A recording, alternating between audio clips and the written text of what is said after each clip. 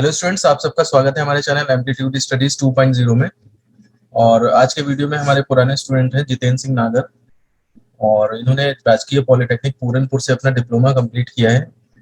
और फिलहाल ये लॉर्सन एंड ट्यूब्रो में पोस्टेड हैं, बल्कि ट्रेनिंग पे हैं। आपको ये भी बताना चाहेंगे कि इन्होंने जो क्वालिफाई किया था अपने कॉलेज से, तो पहली बात तो 2022 जो करंट ईयर है, इसी में इन्होंने थर्ड ईयर किया है। और अपने फिफ्थ सेमेस्टर में ही लॉर्सन एंड ट्यूब्रो कंपनी में ये सेलेक्ट हुए। और सिलेक्शन प्रोसीजर में करीब 80 बच्चे थे, जिसमें से 72 ने रिटर्न दिया था। उसमें से 8 बच्चे जो हैं वो क्वालिफाई हुए, क्योंकि रिटर्न इतना कॉम्प्लिकेटेड था, सॉफ्टवेयर स्ट्रिक्ट था कि 72 बच्चे ऑनलाइन इंटरव्यू हुआ था, ऑनलाइन सॉरी रिटर्न हुआ था। लेकिन उसमें 8 बच्चे ही उसको क्लियर कर पाए। और फिर उन 8 का जब इंटरव्यू हुआ, तो इंटरव्यू में भी केवल ही अकेले अपने कॉलेज से सेलेक्ट हुए हैं। तो आप इससे ये पता कर सकते हैं कि कंपनी ने कितना सारा एफर्ट्स और कितना सारा टाइम अपना वेस्ट किया, लेकिन वो केवल जो उनको लायक कैंडिडेट मिला, वो उसी को लेकर गए केवल। तो जब इतना सख्त है, और तब जाकर के आप उम्मीद कर सकते हैं कि आपको सैलरी और ये जो और वेजेस होते हैं, खाना रहना, ये सब आपको जो है अच्छे से मिल पाएगा। देखिए, जिस फ्लैट में ये बैठे हुए हैं, 2 BHK का फ्लैट है, और यहाँ पर ये अकेले रहते हैं। जबकि कंपनी चाहे तो कई जगह ऐसी होती है कि एक एक कमरे में 4-4 बच्चे जो है वो रहते हैं, और उसका खर्चा भी उन्हें पूरा उठाना पड़ता है। लेकिन यहाँ पर जैसा कि बताते हैं कि रहने और खाने का जो है वो 30% इनको देना पड़ता है, 70% जो है कंपनी बेयर करती है। तो इसलिए मैं सारे स्टूडेंट से यही कहता रहता हूँ कि हम जो भी ये कोशिश कर रहे हैं, ये जो चैनल से वीडियो बना रहे हैं, या पढ़ाई के या आपको मोटिवेट करने के लिए ऐसे बच्चे जो सेलेक्ट हुए उनके वीडियोस बना रहे हैं, केवल इन सब का मतलब यही है कि आप लोग उस तरह से मेहनत करें, उस तरह से अपने आप को तैयार करें, ताकि जैसे ये बच्चे सेलेक्ट हुए हैं, जैसे ये बच्चे इन ऊंचाइयों तक पहुंचे हैं, वैसे ही आप लोग भी पहुंच पाए। तो आज आइए, आज इनसे जानते हैं कि किस तरह से इन्होंने डिप्लोमा करते हुए और थर्ड ईयर में ही इतनी अच्छी जॉब पाली। तो जितेंद्र सिंह नागर, आपका स्वागत है हमारे वीडियो में। Good morning sir. अच्छा, तो आप थोड़ा सा अपना बताइए बैकग्राउंड की, कहाँ से हैं, बिलोंग करते हैं, और डिप्लोमा में क्या परसेंटेज रहा, ये सब चीज़ें थोड़ा सा हमें बताइए। Sir, my name is Jitendra Singh Nagar and I am from Bareilly, Uttar Pradesh, hmm. And I have completed my diploma from Government Polytechnic Purnpur with 78%. और किस ब्रांच से हैं आप? हाँ सर, मैंने अपना डिप्लोमा सर मैकेनिकल इंजीनियरिंग से किया था। मैकेनिकल से किया है, ठीक। तो मैकेनिकल के बच्चों के लिए कुछ मतलब पढ़ते टाइम जब वो डिप्लोमा कर रहे हैं, उस समय के लिए कुछ अगर टिप्स देना चाहें, वो किस तरह से पढ़ें, जो प्रॉब्लम्स आपको फेस करनी पड़ी आगे चल के, तो क्या वो बेटर कर सकते हैं कि डिप्लोमा करते करते, क्योंकि अभी तो वो पढ़ ही रहे हैं, बाद में जब बाहर निकलेंगे फील्ड में, तो वो क्या चीज और कर सकते हैं अभी से अपना, अच्छा, ताकि जॉब में उनको कोई प्रॉब्लम ना आए। मैं जो अभी स्टूडेंट्स स्टडी कर रहे हैं इंजीनियरिंग में, उनसे मैं सबसे पहले यही कहना चाहूंगा, आप जो पढ़ रहे हैं उसको ठीक से पढ़ें और ध्यान में रख के पढ़ें। ऐसा नहीं कि अभी पढ़ लिया बस काम चल जाएगा, बाद में इसकी जरूरत नहीं पड़ेगी। क्योंकि जो चीज हम पढ़ेंगे बाद में जब से कंपनी में आप जॉब करोगे, तो उन चीजों के बारे में जब बताया जाता है तो आपको ऐसा फील नहीं होगा कि कोई ये नया वर्ड है। आपको पहले से लगेगा हाँ, मैंने इसके बारे में सुना है। भले ही आप डिटेल में नहीं बता पाएंगे, लेकिन एटलीस्ट कम से कम थोड़ा बहुत तो उसकी नॉलेज होगी। जो भी पढ़े अच्छे से पढ़े, बिल्कुल याद में रखते हुए पढ़े। ऐसा कुछ भी ना करें जिससे कि आपको लगे बस हमें पास होना है और फिर ऐसे ही काम चल जाएगा। अगर आप ऐसा करते हैं तो बाद में बहुत प्रॉब्लम होगी, कंपनी में आएंगे तो समझ में नहीं आएगा, फिर आपको और भी प्रॉब्लम हो सकती है। अच्छा, तो यस सर। आप ये बताएं कि डिप्लोमा के टाइम पे कौन सा सब्जेक्ट आपको सबसे टफ लगता था, first year, second year, third year, तीनों में? और जो सब्जेक्ट टफ लगता था, फिर उसकी तैयारी आपने कैसे करी? टफ तो सर सारे सब्जेक्ट ही अच्छे थे, लेकिन कुछ टफ होते हैं। जैसे मैथमेटिक्स था, शायद हमारे मैकेनिकल में first first semester, second semester और फाइनल सेमेस्टर हम्म। तीनों में मैथ था। फर्स्ट सेमेस्टर तो नॉर्मल होता है, उसमें इंटर लेवल की होती है, मैथ्स अच्छे से हैंडल कर लेते हैं, उसको आ हम्म। जाती है। सेकंड सेमेस्टर थोड़ा टफ पड़ता है, और जो टफ पड़ता है वो थर्ड सेमेस्टर की मैथ्स आती है, उसमें थोड़ा बीएससी का भी थोड़ा पार्ट आ जाता है हम्म। उसको। और फिर उसके साथ साथ मैथ के साथ साथ हमारे और भी सब्जेक्ट होते हैं, जैसे एक और सब्जेक्ट होता है मैकेनिक्स ऑफ सॉलिड, वो हम्म। भी उसी टाइप में होता है, थर्मल इंजीनियरिंग होती है। तो मैथ को भी टाइम देना पड़ता है, फिर उसके साथ साथ उसको भी देना पड़ता है। तो इस वजह से उन दोनों सब्जेक्ट के चक्कर में तीसरा सब्जेक्ट को हम ज्यादा ध्यान नहीं दे पाते। मैथ को कवर सर मैंने हमारे कॉलेज में मैम पढ़ाती थी, उनसे पढ़ता था। फिर आप टीचर में वीडियो देखता था, लाइव आप पढ़ाते थे, उस टाइम से लॉकडाउन चल रहा था। हाँ, आपसे लॉकडाउन मेरे को में ऐसा। आपसे मेरे को बहुत हेल्प मिली, क्योंकि तब कॉलेज तो बंद हो गए थे, एग्जाम भी होना था। तो बिल्कुल एक तरफ से नर्वस हो गया था मैं कि अब कैसे कवर करूंगा। ऊपर से मैथ का तो थोड़ा ज्यादा ही वो था, और फिर मैकेनिक्स ऑफ सॉलिड। तो मैंने सर आपके वीडियो देखना डेली स्टार्ट किया, आपने अगस्त से स्टार्ट किया था, मेरे को आज भी याद है। हाँ, पहले तो पहले मैंने, उसी टाइम स्टार्ट किया था मैंने चैनल। हाँ उसी टाइम आपने स्टार्ट किया था। तो फिर मैं डेली देखता था, और फिर आप पढ़ाते थे सर, वो पढ़ता था, और मैं खुद प्रैक्टिस करता था। और फिर मैंने सर इसी तरीके से एग्जाम दिया, और मेरे आराम से 40 मार्क्स आए थे सर। 40 मार्क्स आएगा, बहुत अच्छे। और बाकी एमओएस वगैरह, ये कोर सब्जेक्ट होता होगा आपका मैकेनिकल का है? हाँ, मैकेनिक्स ऑफ सॉलिड का ये अच्छा सब्जेक्ट है, जिसमें हम उसके मैकेनिक्स के बारे में पूरा बताया जाता है कि टाइप्स ऑफ फोर्सेस बताए जाते हैं। और ये हमारे जो पूरी सर मैकेनिकल इंडस्ट्री में जैसा वर्क चल रहा होता है, जितने सारे लोड्स लग रहे होते हैं, उनके बारे में पूरा बताया जाता है उसमें। तो उसमें न्यूमेरिकल्स भी होते हैं, डेरिवेशन होते हैं, इस वजह से वो भी थोड़ा टफ पड़ता है। लेकिन उसको भी सर मैनेज किया आराम से उसमें भी। मैं पूछना चाहता हूँ कि और भी कोई सब्जेक्ट ऐसा है डिप्लोमा में मैकेनिकल में जिसको कि तैयार अच्छे से करें ताकि इंडस्ट्री में फायदा मिले, वहां पे इसकी जरूरत पड़ती है? इंजीनियरिंग में सर जितने सब्जेक्ट है उनकी अपनी अलग अलग भूमिका है। जैसे सर थर्मल इंजीनियरिंग हो गया, उसमें पूरा हीट के बारे में बताया जाता है, थर्मोडायनेमिक्स के बारे में बताया जाता है, जो कि कंपनियों में जो ऑटोमोबाइल कंपनियां हैं, ऑयल एंड रिफाइनरीज है, उसमें इसका बहुत ज्यादा हमें देखने को मिलता है कि कैसा काम वर्क हो रहा है, कौन सा वर्क कितने टेम्परेचर होता है, कौन सी प्रोसेस पे चल रहा है। ये सब हम थर्मोडायनेमिक्स के अंदर पढ़ते थे। हम्म। इंजीनियरिंग मटेरियल नाम का सब्जेक्ट था, उसमें हमारा कौन सा मटेरियल लग रहा है, स्टेनलेस स्टील लग रहा है, रॉ स्टील लग रहा है, कार्बन स्टील लग रहा है, उसके बारे में हर एक सब्जेक्ट कुछ ना कुछ बताता है। अब वो हमें सब सब देखने को मिलता है जब हम फील्ड में आते हैं। इसलिए मैं ऐसा कुछ भी नहीं कहना चाहूंगा जैसे कि कोई भी सब्जेक्ट फालतू है, किसी की इम्पोर्टेंस नहीं है। हर एक सब्जेक्ट की अपने फील्ड में इम्पोर्टेंस है। और इंजीनियरिंग में तो सब देखने को मिलता है, जो चीजें मैं सर बुक में पढ़ता था, अब वो मैं रियल में देखता हूँ यहाँ सब चीज़ें। यहाँ तक कि मैं समझता हूँ कि जो कम्युनिकेशन स्किल पढ़ते हैं उसकी भी बहुत ज्यादा रिक्वायरमेंट होती है शायद वहाँ पे। हाँ, कम्युनिकेशन स्किल तो फर्स्ट प्रायोरिटी है। अगर आपका कम्युनिकेशन भी अच्छा है, जैसे आप कोई जॉब जॉब के लिए इंटरव्यू देना चाहेंगे, तो वहाँ इंटरव्यू होता है, उसमें आपका कम्युनिकेशन स्किल ही देखा जाता है। वो बहुत डिपेंड करता है कि आपका कैसा बिहेवियर है, कैसा कम्युनिकेशन पे है, कैसे आप एक दूसरे से बात कर रहे हैं।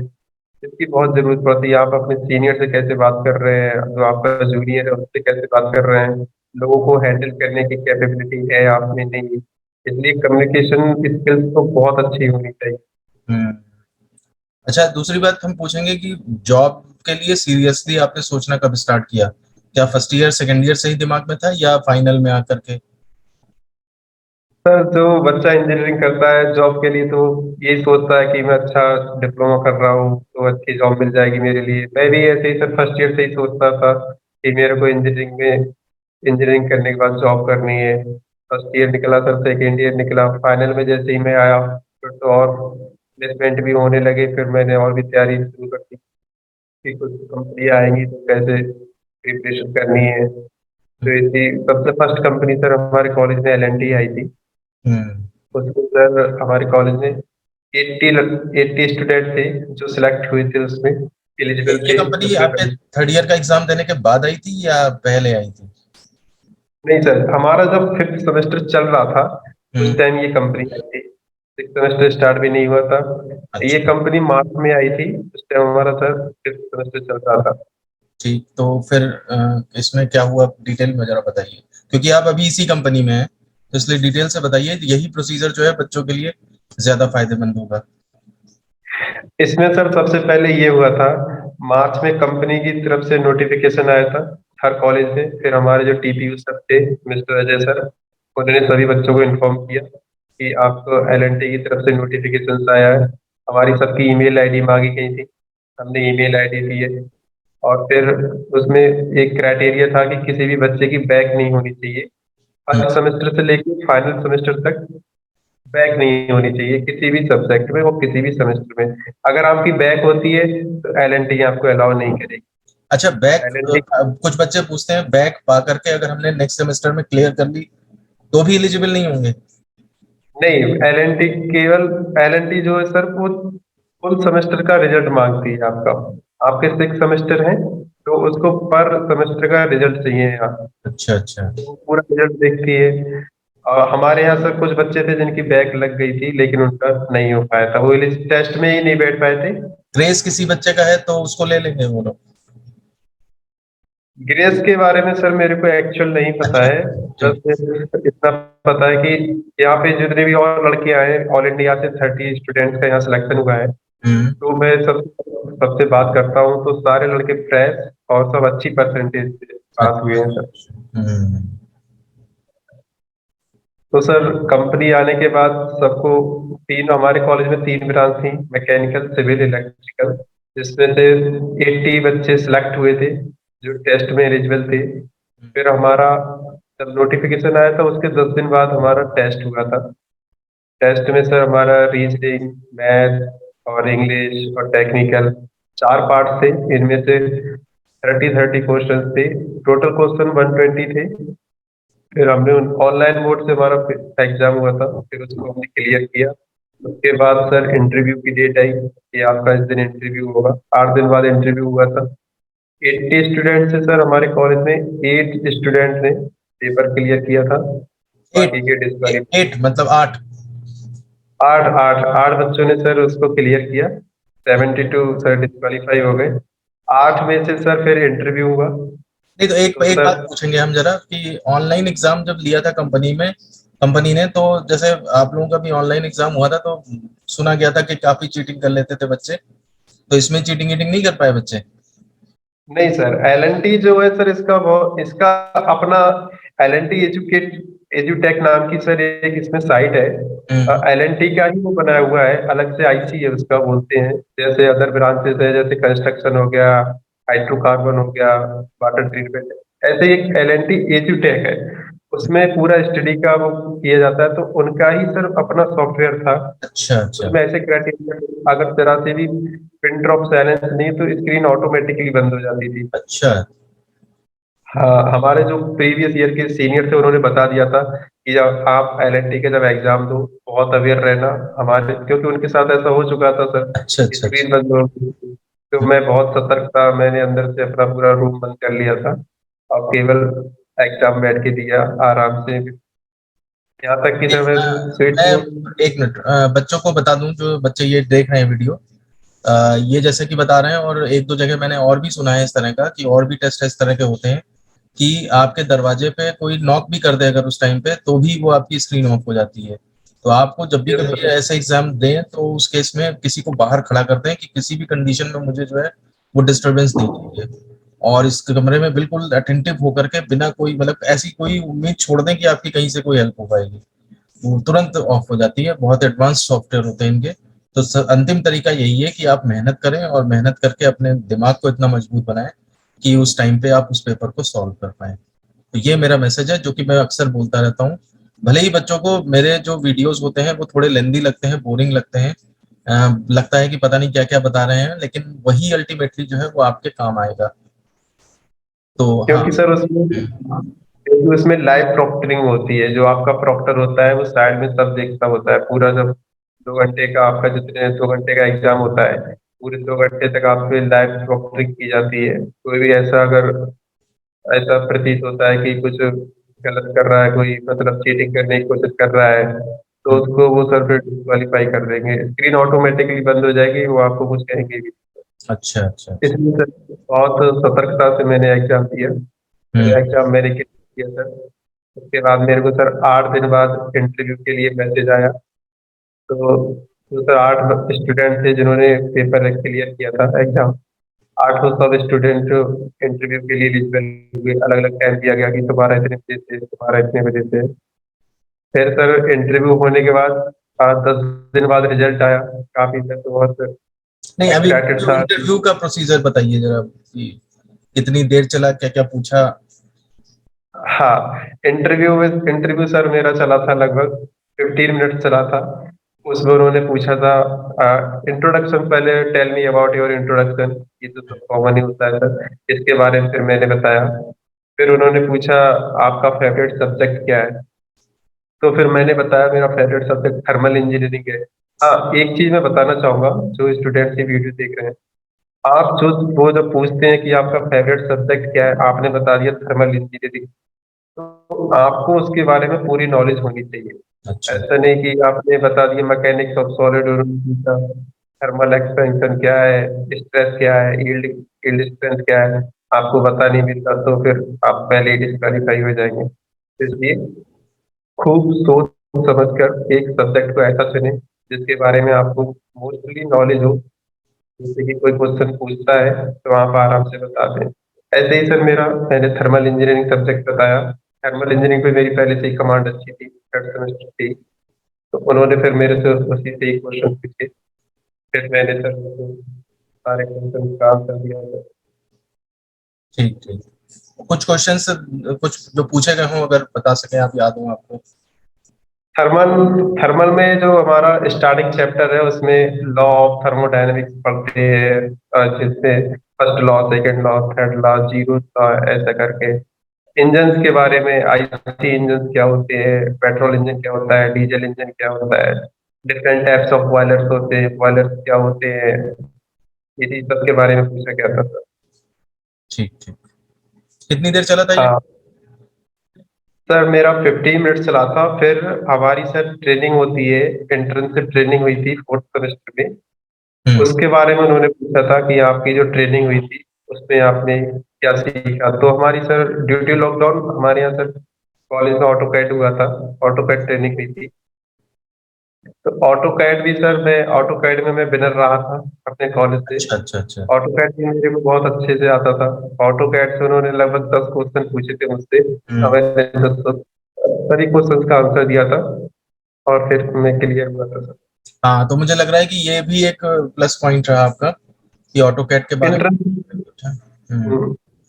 तो बाकी बच्चों को भी एंट्रेंस। मैं यही सलाह दूंगा कि आप लोग भी जो है ये जो ट्रेनिंग होती है जो सेकेंड ईयर में उसके, क्योंकि ये फर्स्ट इंडस्ट्री के लिए एक्सपीरियंस होता है आपका, तो इसको जरूर अच्छे से तैयार करें, इसकी फाइल भी अच्छे से प्रिपेयर करें।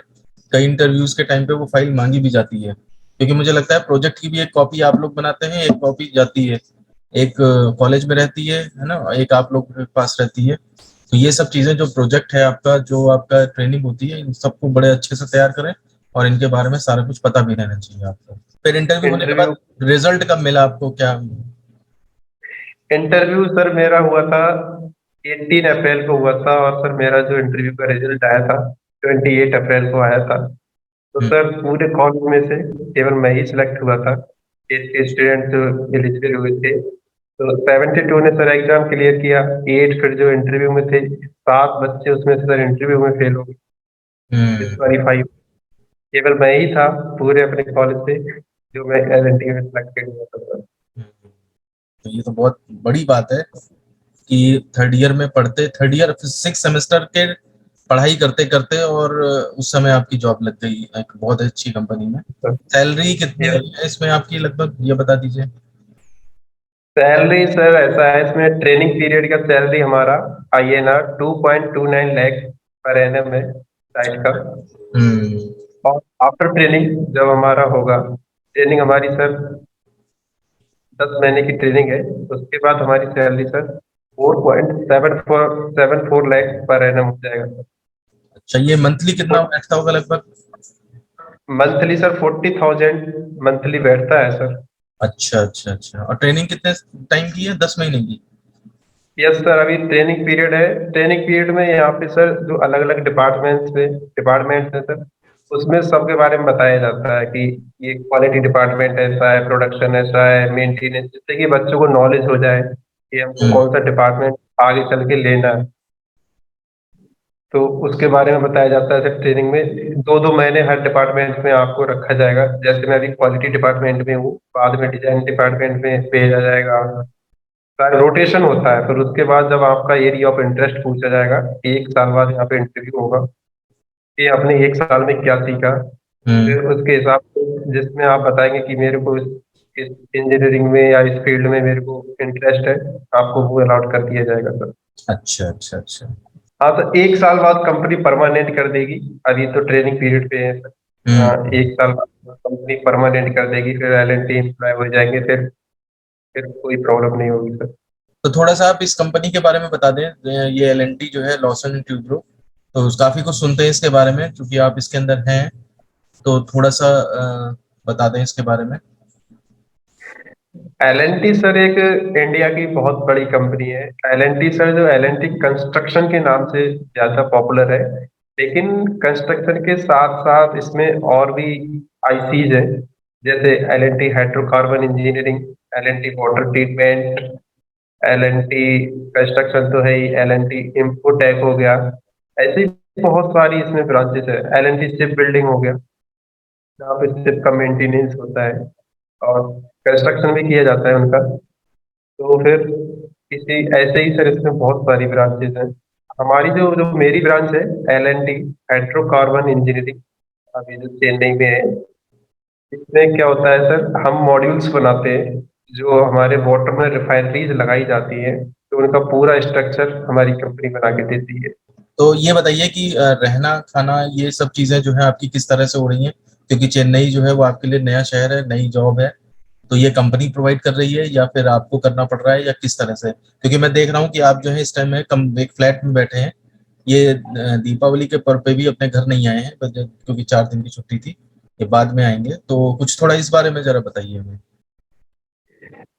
क्योंकि सर डिफरेंट प्लेसेस से बच्चे आए हैं, कोई वेस्ट बंगाल से, कोई राजस्थान से। तो चेन्नई तो हमारे लिए एक नया शहर है, हमें तो कुछ पता भी नहीं है कहाँ पे क्या चीज़ है। तो कंपनी ने क्या किया, जो नए इंजीनियर्स आए, जेईटीज है, ट्रेनिंग है, जूनियर इंजीनियर हैं, उनके लिए फ्लैट, एक बच्चे को एक फ्लैट प्रोवाइड करा रखा है। एक फ्लैट 2 BHK का सर फ्लैट है। हम्म। आराम से बच्चे को किया है। खाना तीनों टाइम कंपनी देती है। सुबह मॉर्निंग में ब्रेकफास्ट, आफ्टरनून में लंच और शाम को डिनर प्रोवाइड कराती है। और पूरा फ्लैट दिया है सर। किसी बच्चे को कोई प्रॉब्लम नहीं होती है, आराम से रहता है, कोई दिक्कत नहीं तो ये होती है। फ्लैट कंपनी के अंदर है या बाहर है कहीं? ये कंपनी के अंदर ही है सर। जो बड़ी बड़ी कंपनियां होती है वो अपना पूरा सब सेपरेट रखती हैं, हाँ। बाहर से कोई ज्यादा मतलब नहीं होता। अपना एक मेन गेट होता है, उसके ही अंदर आपको कैंटीन मिल जाएगी, आपका बार बार मिल जाएगा, आपका जो मतलब जो डेली लाइफ यूजेस है, हम्म। जो चीजें हैं, सब मिल जाएंगी सर। बाहर जाने की आपको कोई जरूरत नहीं है। और जैसे दिन का सब खाना, आने। तो दिन का खाना आपका उसमें हो गया कंपनी में, तो शाम का खाना फिर फ्लैट पे आता है क्या देने कोई? सर कंपनी में हमारी कैंटीन अलग है, और शाम की जो हमारा जो फ्लैट की कैंटीन है वो अलग है। शाम का खाना हम फ्लैट की जो हमारी कैंटीन है उसमें खाते हैं। अच्छा अच्छा जब अच्छा। ड्यूटी पर होते हैं तो सर हम वहीं लंच में जाकर खा लेते हैं खाना। कि हाँ। मैं बच्चों को ये भी बताना चाहूंगा कि जब ये सेलेक्ट हुए थे, तो वहां पर जब कंपनी में गए, तो इन्होंने अपने कुछ फोटोज भेजे थे मुझे व्हाट्सएप पे।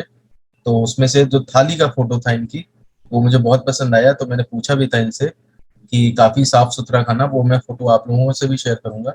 और जो ये फोटोज हमें कुछ इनकी हैं कंपनी में और इधर उधर काम करते हुए, वो भी आपके साथ शेयर कर रहा हूँ मैं वीडियो के बीच बीच में। तो आप लोग देखेंगे कि क्या इनका रहन सहन, क्या कंपनी में क्या ये कर रहे हैं। तो इसका जो है सैलरी से कटता है या ये अलग है बिल्कुल? इसमें सर हमारा 30% हमको देना होता है, 70% कंपनी देती है। जैसे अपने 100 रुपीज का हमारा खाना बना लंच में, तो 30 रुपीज हमारी सैलरी से कटेगा, 70 रुपीज कंपनी देगी। तो ये बहुत अच्छी बात है। मैं यही बताना चाहता हूँ स्टूडेंट्स को कि आप इतनी मेहनत करें और सेलेक्ट हों। जैसे कि इन्होंने 80 बच्चों में से एक बच्चा सेलेक्ट हुआ, तो आप अपने आप को इतना पॉलिश करें, इतना निखारें कि आप इस तरह की जॉब में जाएं जहां पर इतनी सारी सैलरी, इतनी एडवांटेजेस, और इतना मतलब एक तरह से इनकी पूरी लाइफ बन गई। और किया क्या इसके लिए? इन्होंने केवल मेहनत करी और कुछ भी नहीं किया इसके अलावा। तो और ये बताइए हमें, और क्या फैसिलिटी जो है वो कंपनी की तरफ से आपको प्रोवाइड हो रही है, जो कि नॉर्मली आमतौर पे देखने को नहीं मिलती है बच्चों को? संडे को जैसे 6 डेज तो हम वर्क करते हैं, तो हमको बाहर जाने का टाइम नहीं मिलता। संडे को छुट्टी होती है तो सबकी अपनी अपनी नीड्स होती हैं कि मेरे को ये खरीदना है, जो डेली नीड्स होती है हमारी, नमकीन बिस्किट जो भी हम जैसे खरीदना चाहते हैं, तो संडे को कंपनी बस भेजती है। 9 बजे यहाँ से बस जाती है। वो एक स्पॉट टाइम बता देते हैं हमको कि 5 बजे आपको, और लोकेशन बता देते हैं ये बस हमारी वहां मिलेगी।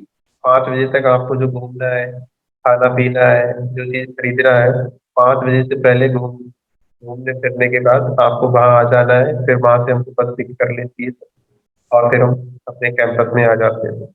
मैं हाँ ये हाँ। पूछना चाहूंगा कि चूंकि आप एलएनटी में हैं इस टाइम, तो इसका कंपनी का प्रोसीजर क्या है कि और किस तरह से इसमें एंट्री कर सकते हैं? एक तो तरीका तो ये हो गया कि आपका कैंपस हुआ और इसमें आप एंटर कर गए, और कोई तरीका जिस तरह से एंटर कर सकते हैं और आप वाली जॉब तक पहुंच सकते हैं? एल समय समय पर रिक्रूटमेंट करती है। आप लोग जैसे Naukri.com, ये जो साइट्स होती हैं, Naukri.com एक हाँ, एप्लीकेशन है। ठीक ठीक ठीक। वहाँ से काफी बच्चे यहाँ हायर हुए हैं, मेरी बात हाँ हुई थी उनसे, तो बता रहे थे मेरे को। तो आप अच्छा से, एक पहले तो आप अच्छा सा रिज्यूम बनाए। सब लोगों को रिज्यूम अच्छे से बनाना आना चाहिए। अपनी पूरी क्वालिफिकेशन, इंट्रोडक्शन, स्किल पूरा अच्छा सा आपने एकदम आपने लिखा भी होना बनाया होगा चाहिए। रिज्यूम? हाँ, मैंने भी रिज्यूम बना रखा है। रिज्यूम जरा सेंड कर दीजिएगा हमें, तो हम बाकी बच्चों को भी बताना चाहेंगे कि किस तरह का ऐसा रिज्यूम बनाए ताकि आप इफेक्टिव लगें और जल्दी सिलेक्शन हो सके आपका। क्योंकि आपको कंपनी उस टाइम नहीं जान रही होती है आपने क्या पढ़ा है, वो तो बस आपका एक रिज्यूम ही पढ़ती है, उसको पढ़ के गैस कर लेती है कि हाँ ये स्टूडेंट ऐसा है।